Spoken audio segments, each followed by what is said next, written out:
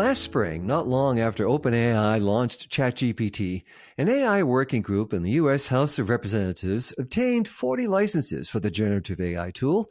ChatGPT and other available AI tools now conduct systematic review of scientific literature for government officials by searching millions of information sources. And the machines are expected to do much more in years ahead. Welcome to CCC's podcast series. I'm Christopher Kenneally for Velocity of Content.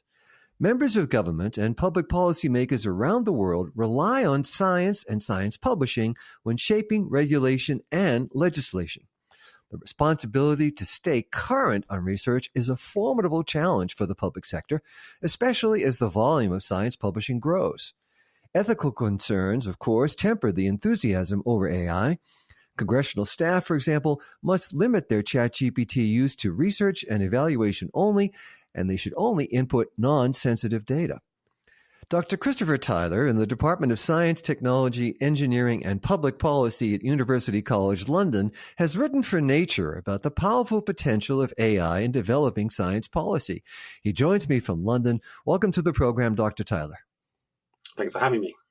You identify two key areas that hold promise for improving the practice of policy guidance: synthesizing evidence and drafting briefing papers. Based on your research, how well do the AI tools currently perform at those tasks? That's a good question. I mean, they're not there yet. However, I did stop my research before Christmas, and it's now after Christmas, and things are moving extremely fast.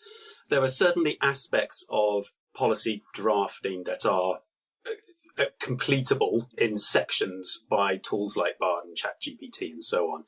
And I know from speaking to colleagues at Google and Elsevier and elsewhere that tools for evidence synthesis are coming on very, very rapidly as well. So to say that they weren't ready in December doesn't mean that they won't be in use in February. What are your concerns, Dr. Tyler, about using AI in public policy development? Well, I think the big one is around trust. There are concerns about the black box at the moment. You know, the information goes in, there is a black box in which it's processed and then it's spat out and used by, a science advisor or a policymaker, whoever it might be. Developing trust and transparency in those what are currently black boxes is going to be essential. Another thing that I think I'm worried about from a sort of professional perspective is that at the moment, a lot of policymakers are very reliant on science advisors for evidence synthesis. But as they get to do their own evidence synthesis rapidly with these forthcoming tools, we do run the risk of empowering much more policy-based evidence rather than evidence-based policy. So that's certainly a risk that we need to be aware of. And one of the ways that we'll be able to do that is to ensure that the science advisors get better at their jobs through the use of these new tools rather than sticking with a bunch of tools that they've been using for the last 40 years. So, Dr. Tyler, what is important to know about the human element in this work when we are using these AI tools? Is it going to change the way that policy is created? I think that it will. But in a mechanistic kind of way. Ultimately, policy is a mechanism for making decisions for people, by people. And that isn't going to change. That component of society and humanity isn't going to change.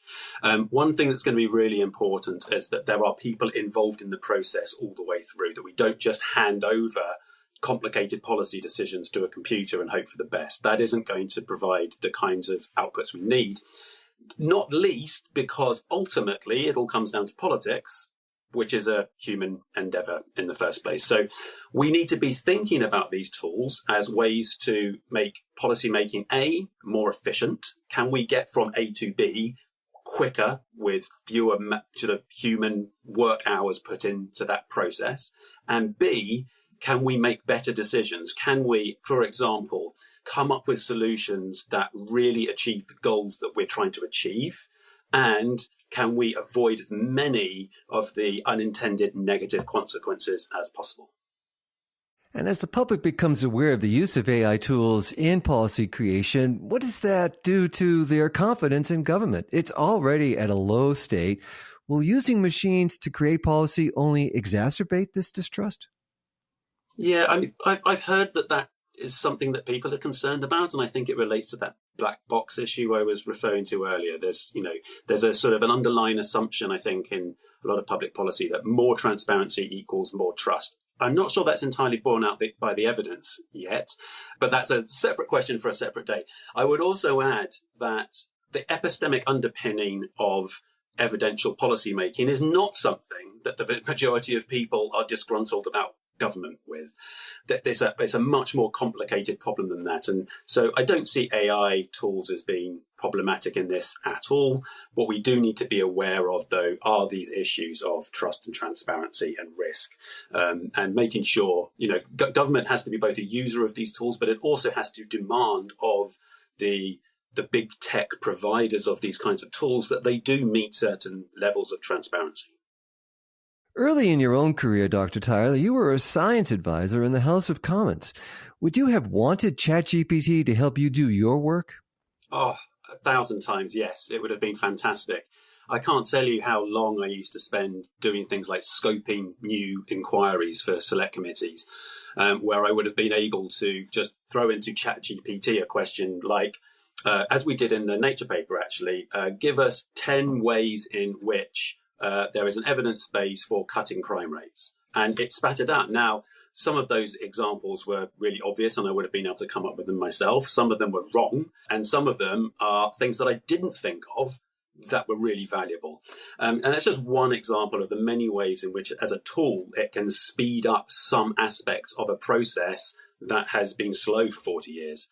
So what I think we'll probably find is that these kinds of tools will speed up a lot of that sort of the kind of the donkey work component of science advice to enable people like me back in the day to spend more time face to face, more time crafting bespoke briefs for individuals, more time making sure that the evidence synthesis make the exact need of the policy questions that were being asked rather than just scrambling for information the entire time.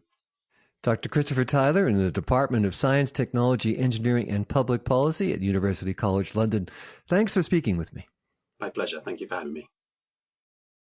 Rachel Martin, Elsevier's Global Director of Sustainability, served on a team that developed a proof-of-concept project testing the suitability of Gen AI narratives for advisors and their clients in government. She joins me now from Elsevier in Amsterdam. Welcome back to the program, Rachel. Thanks, Chris. Thanks for having me. What research and narrative elements were determined necessary for the proof of concept? So this is a super interesting question because when we sort of approached it as our team, I think there was an assumption with our data experts that there was some sort of magic generic policy template that, existed and that we just basically needed to, pull out the snippets and we would be able to write a machine readable piece of paper or a policy brief. And of course, that's not how it kind of works. So in terms of the research elements, we started talking and we started looking around and there's some best practices. But what we found was actually there isn't one policy brief. They're not even called policy briefs in many different scenarios. They differ per country, per ministry, per office, and even per person on their own personal preference. And so we kind of really had to think about, okay, what would be, as Chris also highlighted, that initial input and in a generic way that you could then help speed up that process of vetting. And we eventually came to the idea that you needed an executive summary, you needed some recommendations and main text, you needed some policy implications, and probably most important of all, you needed a conclusion and, of course, the references. And I mean, even that was sort of an interesting dive into the world of policy advice, which baffled us, I think, from a data perspective, because we always, we're a publisher. We're used to, abstract method, results, conclusions. This seemed very simple, but it wasn't necessarily that process. And then when we sort of thought about the narrative side, so what kind of machine-generated report did we want? It was kind of interesting because we assumed that we would want sort of a professional, we wanted to make sure that it read really well. We wanted to use active language because nobody wants to hear something that isn't interesting to read. And we also said, let's make it layperson, let's make it simple. Let's also get rid of jargon and abbreviations. And so we kind of defined this and we said, okay, all of that needs to be packaged within like 4 to 6 pages because these summaries, I mean, you only have to look at the IPCC. That's 100 odd pages. Some of these briefs are 20 pages. Some are 1.5 pages. So we thought, okay, 4 to 6 pages seems like a good kind of input criteria. Basically, that's what we defined for the proof of concept. And we did it on a specific subject. We did it on lithium battery supply in the EU, which was a topic being discussed in the EU at that time. So we wanted to kind of make it as realistically as possible. And working with artificial intelligence tools, of course, the choice of data source is going to be critical. Talk about that. Talk about why that's so important and what kind of choice you made. Yeah, exactly. I think, as you sort of said at the beginning, ChatGPT is a black box, right? There's lots of different information sources on there. What we did in our proof of concept was just to run it on peer-reviewed articles. I mean, they're an amazing resource. They're already peer-reviewed. They're vetted. Publishers have worked very hard to make sure they're incredibly structured. So any data scientists working on publishing, data, they love it because it's super structured. That was really an important part for us, is to make sure that this was using science, just science. We weren't using tweets or blogs or other information. It was just scientific articles. The other thing I think really is important to think about is that when we were thinking about the data sources, we also had already done some work 2 years prior when we produced something called the Clean Energy Report. We had already defined with a set of experts keywords, defining that area of renewable energy. So when we were looking at lithium battery supply, we'd already done a lot of the hard work. So this was something that we could reuse, again, with that human element coming in, letting us know that these keywords relate, that this is going to happen. And I have my funniest story. So Marius, who was on our team, he tried it. He built the pipeline, and I got this email all in caps going, "Oh my God, it's not bad." And I was like, that's amazing, right? It was sort of because we had done all of that, basic work. It was trusted. It was peer-reviewed science. What came out really quite quickly was really good, like as better than we thought. And, at that particular stage, we were very excited about the possibilities. Well, better than you thought it would. Well, that's a pretty good rating. But what did readers think of the machine-written documents, Rachel Martin? Oh, that was even more fascinating. And again, I think this was a journey on challenging our own assumptions. So one of the biggest things was that everybody said it reads well. Nobody thought, oh my God, a machine has written this at all. I think what the main feedback came was it's too layperson. So I think as publishers, and particularly in areas like sustainability or climate change, we're like, oh, we need to make it more simple. But actually, it really kind of made us think that we have to challenge those assumptions. The people working in the policy offices have a scientific background. They actually really do want that detail, and they want it in a lot more complication, a lot more of what we would classify as jargon. So that was a big learning experience for us, and I thought it was really interesting. Eventually, we used something around 18,000 records, and one of the interviewees said to us, for 18,000 records, I expect a lot more detail in there. So it was this idea that if you have this huge body of knowledge, this must be like, an IPCC report. So there's some expectation matching, which I think will be interesting as this evolves. As well, about how people receive the information and the level of detail that's there.